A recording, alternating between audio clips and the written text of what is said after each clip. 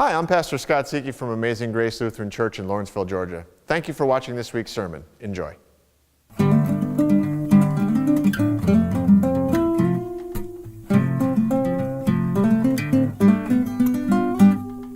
Friday we saw Logan. I don't know if anybody's up to speed on Logan. Logan is the new X-Men movie.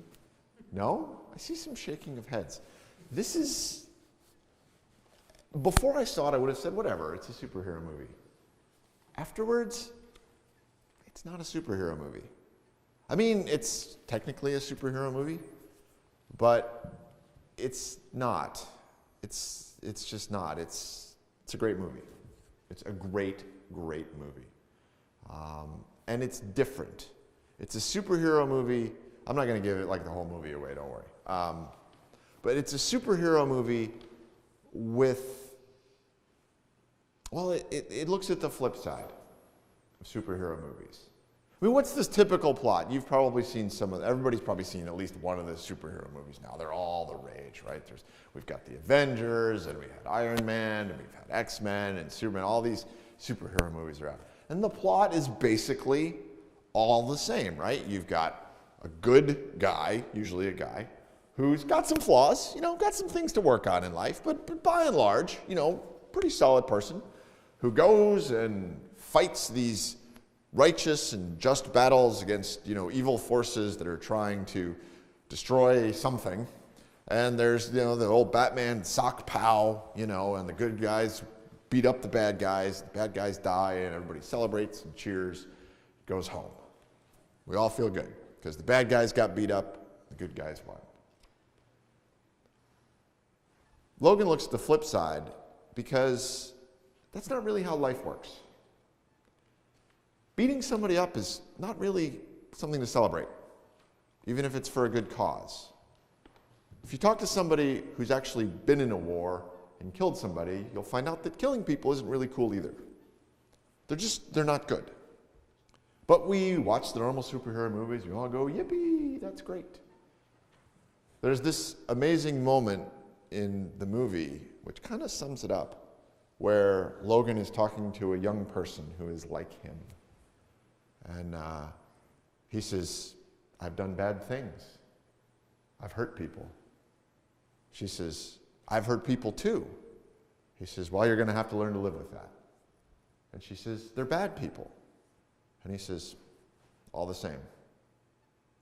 And in a way, that really sums it up. The movie flips the script on its head and asks the question, well, how do you live with those things? What's it like? How do you make peace with it? It's fantastic. It asks really great questions. It's the flip side of superhero movies. Well, today, we get the flip side of a lot of gospel stories. And it's the start of it. It's not the whole story. It's just the beginning of the story of Nicodemus. But Nicodemus is kind of the flip side of the Gospels because the typical narrative in the Gospels is the same, right? Jesus comes along, he does a healing, he gives a sermon, people believe in him, they follow him, right? And it's all good and they all go off and they'll live happily ever after. What about the people that don't? We don't hear much about them. In fact, I was thinking about this, and I spent the whole week thinking about it, and I tried to think of somebody in the Gospels who says no to Jesus that we hear about again. I mean, most of the time, when people say no, we don't hear from them again. You got the story of the 10 lepers Jesus heals, perfect example. Jesus heals 10 lepers, 9 of them go away, 1 comes back, says thank you, we're cool. What about the 9? Never hear anything.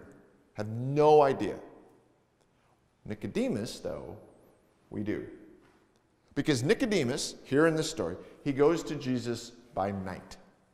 He's a Pharisee, right? So it should be obvious why he's going at night. He doesn't want people to know. You didn't really go out at night in those days. Like in those days, things were not safe. When the sun went down, you locked your doors, you locked your windows. Windows were small enough that people could not get through them. Things were not safe at night back then. Nicodemus goes at night because he really doesn't want anybody to see him. And they have this big, long conversation. Jesus says, "You don't believe." And this is the end of the story. What you heard today is the end of this story, this conversation between Jesus and Nicodemus. We don't have that moment where Nicodemus says, "Yeah, I'm with you. I'm in." Because he doesn't say it.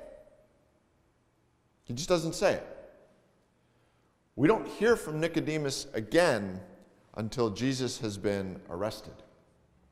And when Jesus is arrested, right, the Pharisees, of which Nicodemus is one, the ruling council, is talking about what to do about Jesus. And Nicodemus, who obviously respects Jesus, you hear that in the story, he respects him, he thinks he knows good things. He might even want to follow him, but he's afraid. They're talking about this, and Nicodemus says, guys, that Jesus should have a chance to speak for himself. And they look at him and go, "Oh, are you one of his followers?" That's that. That conversation ends there. And then there's the final time where we hear about Nicodemus. And that is after Jesus is dead. And who goes and gets the body but Nicodemus? And not only does he go and get the body, but he brings with him 100 pounds of anointing oil to anoint the body. I don't think there was any way you could hide that. I've never carried 100 pounds of anointing oil before, but I imagine it would be pretty obvious to people. And people would know that a Pharisee had come and claimed this body. Why would he do that? Why would he do that then? Why would he not do it before? Well, it's obvious, I think. Because Nicodemus has missed his chance. And he knows it, and he feels terrible. Nicodemus is filled with regret that he had chances, that he had opportunities, that he had moments to follow Jesus, that he could have been one of his disciples, and he was too scared. He was afraid, so he didn't. And this story of Nicodemus, this is part of why I think it's so important to read the breadth of the Bible and the width of the Gospels and get a sense of how it all connects together. We're going to do a thing called Walk Through the Bible. It'll be a day on the Old Testament, a day on the New Testament, and give you a sense of the breadth of the Bible. You hear more about that later. That'll probably be coming in the summer or fall. But that's why it's so important, because you get these stories like this. Nicodemus' story is a story of regret and not saying yes to Jesus, and then realizing it too late. So if you are someone who has been part of this church for a while, and you're not sure about this Jesus thing, you're not sure if God is real, you're not sure if you want to bother following, I want to encourage you to just take that leap, to not end up like Nicodemus, full of regret, wondering what could have been. And for those of you who have been following for a while, I want to encourage you to do the same. I don't want you to end up full of regret either. I want you to be able to look at your life and ask yourself how God has been trying to shape you. What has God been trying to mold you into? How has God been calling you to be? Who has God been calling you to be? I don't want any of us to miss that, to miss out on opportunity and then feel like later, oh my gosh, I missed it.